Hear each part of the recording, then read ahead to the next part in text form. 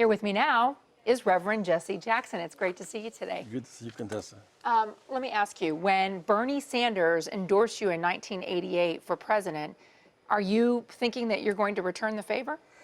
No, the context of it was a good thing, as we sought to have a multiracial, multicultural rainbow. We won Vermont 84 and 88 because of that. And it proved that you could really have multicultural campaigns. It was very meaningful to us. The impact of Vermont, the impact of Jim Hightower in Texas, the impact in Michigan. It laid the groundwork for today's politics. But you don't feel like because he endorsed you, you need to endorse him? No, I have a relationship with Bernie and a relationship with Hillary. I have high regard for both of them. My interest right now is as I look at the volleying back and forth on television, what's missed is that the black vote in South Carolina is not the minority vote. It's 55% of the Democratic Party. There are more black Democrats than white Democrats in South Carolina. Second, that 1/4 of the state is in poverty. 1 million people are eligible for Medicaid. 250,000 have no health insurance, slightly more white than black. And we never quite get down to the level of poverty and deprivation in that state. The state, 45%, depending upon the federal government in this budget, should not be denying people access to Medicaid expansion. In Bamberg, South Carolina, the hospital that Governor Haley was born in is closed because they refuse to accept Medicaid money. And so we're going to this weekend, going back to South Carolina for about 4 days, working on voter registration and voter turnout and issue development. Voter registration, voter turnout and issue development. So I wanted to talk to you specifically about South Carolina because that's your birthplace. It's a place that you go back when there is significant news. You were back there when the Confederate flag was moved off of the state capitol grounds. When you're looking at voters in South Carolina, Democratic voters, do you think that there is the same passion and energy, the same motivation to turn out for a Democratic primary this year that there was for Barack Obama in 2008? Well, Barack Obama brought to the table lots of energy, and he was first African American at that level. It was a big deal. When I ran in '84 and '88, I won the state twice. It was challenging to them. And inspiring because it represents progress. I was arrested there in jail in 1960 trying to use a public library. We've come a long way. When I see black and white sitting together pulling for Clemson when they play Alabama, I see social changes. And that's why I hope the candidates will get down to what matters to most South Carolinians. 1/4 of the state is in poverty. They got poor folks options. I was talking to a young lady who was waiting tables there about a month ago, and I said, "You going to college?" She said, "No, I have to buy a car." I said, "A car?" She said, "Yes, my parents have to get to work." She's choosing between transportation, education, health care, food, and a job. Those options should be reduced. We should, in fact, lift our living above that. But do you see that either one of the Democratic candidates would be better suited to lifting the standard of living for so many Americans of color? Yes, the first one would be, for example, the affordable health care. The state has a $7 billion budget, right, and they turned down $14 billion in affordable health care money.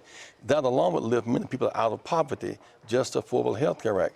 You think of a state with a $7 billion budget, turning down $14 billion and 60,000 jobs. When you close a hospital in Bamberg, where the governor was born, you have to go to Orangeburg, 40 miles away to the hospital. Like 1,000 people die a year from lack of access. Get down to the issues of people working, but the working poor in that state. And let me say this lastly, Contessa. The state is 30% African American, prisons 70%, prison labor 25%. These are issues that matter. And black colleges, South Carolina State, the only state college in the budget did not get capital improvements. So the issues that resonate on the ground, I don't hear those issues coming through right now. Before South Carolina primaries happen, we're going to be looking to the Nevada caucuses. And again, the minority population there, roughly half of Nevada's population is people of color, Hispanic, Latino, the vast majority there. And the Culinary Union is a powerful employer, or rather an organizer of employees. They have decided that they're not going to endorse a Democratic candidate this year. Do endorsements matter anyway? Well, endorsements do matter. It probably is that the administration of the union may have wanted to go one way, and the membership another. So they broke the difference by saying, we'll endorse nobody. But you have, in that state, the issue for the working people is poverty, bilingual education, and immigration policy. And those issues must be addressed forthrightly: poverty, immigration, and bilingual education, and voter access. And so when we're talking about Democratic work on that front, do you see a difference in what Bernie Sanders brings to the table in terms of his record and what Hillary Clinton brings to the table in terms of her record? The real difference, Hillary has this outstanding track record of service, from working with the people in the Delta of Arkansas and Mississippi, her focus on health care and children's defense fund. And it's like she's focused a lot on the great past, and kids 20 years old do not know that past. Bernie's working on the great right now and the great tomorrow. Right now, student loan debt is greater than credit card debt. That matters.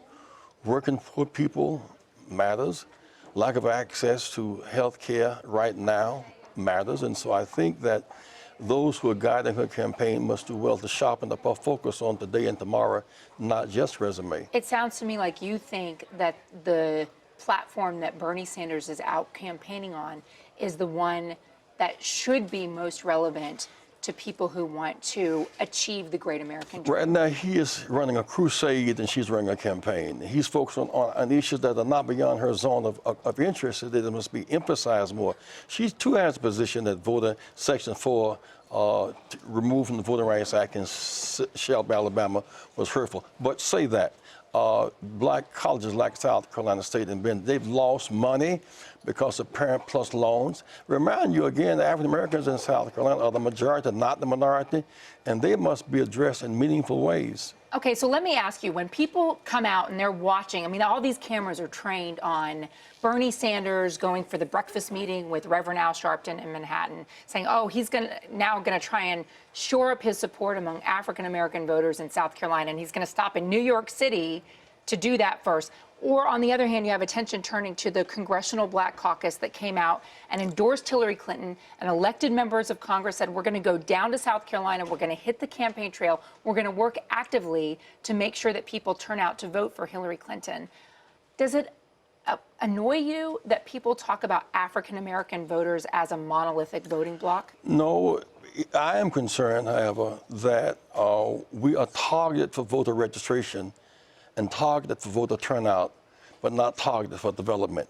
We took the biggest hit in the recession. In Chicago, they closed 50 public schools, 50 drugstores, 75 grocery stores, unemployment 3 times the rest of the city. We need a development bank because the big banks used subprime lending schemes and knocked us down. They got bailout, we got locked out.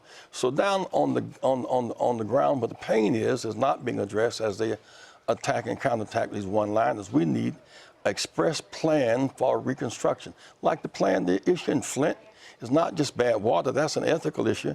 It's the crime scene, that's a political issue. But the issues beyond bottled water and pipe water is reconstruction. That means investing money to make people have a livable options. Reverend Jackson, it's always good of you to join me. I always appreciate your time and your insight and your perspective. Thank you so much. Thank you, Contessa.